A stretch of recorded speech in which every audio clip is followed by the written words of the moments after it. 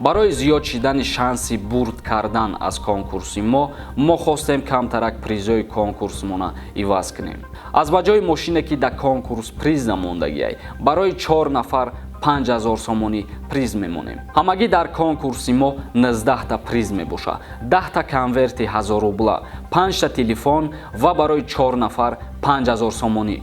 дар конкурси мо ҳамагӣ 1200 дона билетай. шанси бурд кардана хеле зиёд кардем. нархи як дона билет 300 рубл, яъне 47 сомонӣ.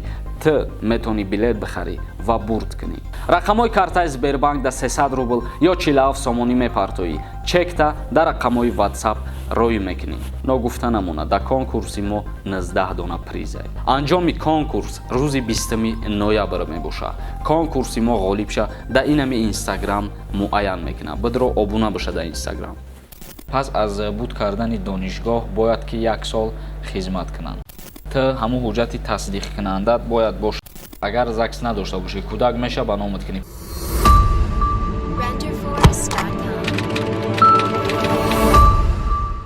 ассалому алайкум ба ҳама тамошобинони барномаҳои Сормон Сафаров. кӯмаки даҳҳо тонн орду равғани Федератсияи Россия ба мактабҳои Ҷумҳурии Тоҷикистон. Сафорати Федератсияи Россия дар Ҷумҳурии Тоҷикистон ва барномаи ҷаҳонии ғизо Созмони Милали Муттаҳид дар як маросим ба ҳукумати Ҷумҳурии Тоҷикистон 1485 тонна орди гандуми ғанишуда ва 61 тонн равғани растаниро барои мактабҳои деҳоти навоиҳои тобеи Ҷумҳурӣ, вилояти Хатлон ва худмухтори Кӯҳистони Бадахшон таҳвил доданд. ва ин маҳмулаи башардӯстона бо пули Федератсияи Россия харидорӣ карда шудааст, ки дар соли 2021 барои беҳбудии амнияти ғизоӣ дар Тоҷикистон ба унвони бахше аз иҷрои ёддошти тавоҳум байни Вазорати ҳолатҳои фавқулоддаи Федератсияи Россия $5 миллион таъсис додааст. Раҷабов Саъдӣ нависонда: ака дар бораи хизмати баъди донишҷӯӣ гап мезадем. агар вайни донишгоҳ буд дар хони чӣ гап мешавад, агар нахони чӣ мешавад? яъне ки барои баъди донишгоҳа буд карданат агар дар назар дошта бошӣ, мутобиқи қонуни нави Ҷумҳурии Тоҷикистон дар бораи даъват ба хизмати ҳарбӣ ва уҳдадориҳои ҳарбӣ ҳам мебошад, ки шахсиятҳое ки айни ҳол донишгоҳ хондаистанд ё шахсиятҳое ки соли гузашта донишгоҳа буд карданд, пас аз буд кардани донишгоҳ бояд ки 1 сол хизмат кунанд. ва шахсиятҳое ки вайни кафедра пештар хондану буд кардан рутба гирифтанд, ӯ шахсиятҳо хизмат намекунанд, чунки рутба гирифтанд. аз ин ҷабҳа шахсиятҳое ки вайни кафедра мехонанд, ба ин шахсиятҳо рутба дода намешавад то 1 сол хизмат накунанд. усмон нависондай: ака касе ки кафедраи ҳарбӣ хонда истода бошад, нархаш чӣ қадар муайян шудааст? касе ки кафедраи ҳарбӣ ҳам бихонад ё касе ки донишгоҳ ҳам бихонад 25200 сомон пардохт мекунад. ва бо як аз дигар дариҷа дар ҳамин мавзӯъ алоқаманд нависондай: Боиматов салом ака, дар 2 сол 25200 сомон бошад, 1 сол дар 12600 мешавад. ҳамира мефаҳмонди одамои дипломдор чӣ мешавад? бародари азиз, чӣ хеле ки мо гуфтем, хоҳ агар донишгоҳ хондагӣ бошед ё хоҳ хондагӣ набошед ё ки вайни кафедрарам хондагӣ бошед, барои ҳама хизмати алтернативӣ 25200 сомона дар бар мегирад. ва боз як чизи дигаре ки дар як соли як призови даъват ба хизмати ҳарбӣ, мисол тирамоҳида якбора наметавонанд 30000 ё ки 50000 нафар шаҳрвандора қабул кунанд. як шумораи муайян дора, дар ҳар призов ҳамон қадара қабул мекунанд барои хизмати алтернативӣ кардан.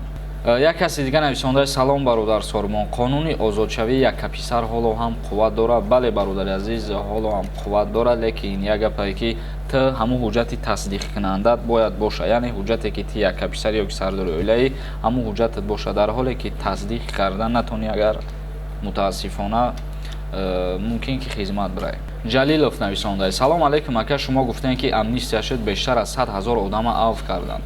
ака ҳамаи инро дар як рӯз ҳуй карданд ё ки дар муддати якчанд вақт мешавад? ман проверка кардам, ҳоло рустай ака, мара барои 4 рӯз патентам гузаштан аэропорт гардондан, депорт шидам. ҳамин хеле шуй мешавад ё не? ҷавоб тенака пешакӣ раҳмат. мо ба шумо фақат гуфтем ки касое бо тариқи ҳалномаи суд ай Россия депортатсия шудагиянд, ин авф барои ӯ шахсиятҳо тааллуқ надорад ва боқимонда касе ки бо дигар роҳҳо депорт шудагиай, ӯ шахсиятҳо кушода мешавад, дар авф дохил мешаванд.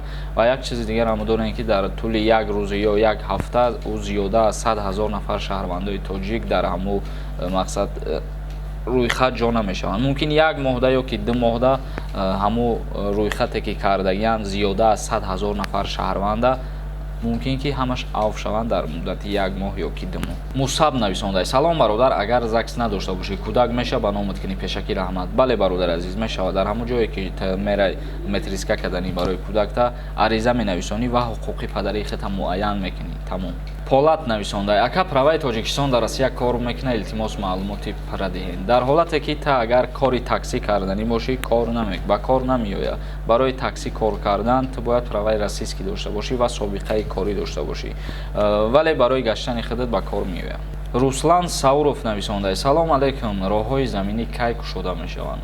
Мутаассифона аниқ нест бародар азиз, вале президенти Федератсияи Россия дар як ҷаласаи охирони худаш қайд намуд ки дар ояндаҳои наздик Федератсияи Россия ҳамаи сарҳадҳои худша ба дигар давлатҳо кушода мекунад. Бародарони азиз, барномаи худмона ҷамъбаст мекунем ба ҳамин ва агар ягон саволи иловагӣ дошта бошед, метавонед ки дар комментария саволотона бинависонед. Дар канали мо обуна шидана фаромӯш накунед. То барномаҳои дигар, худованд ҳамаи мо шуморо нигаҳбон бошад.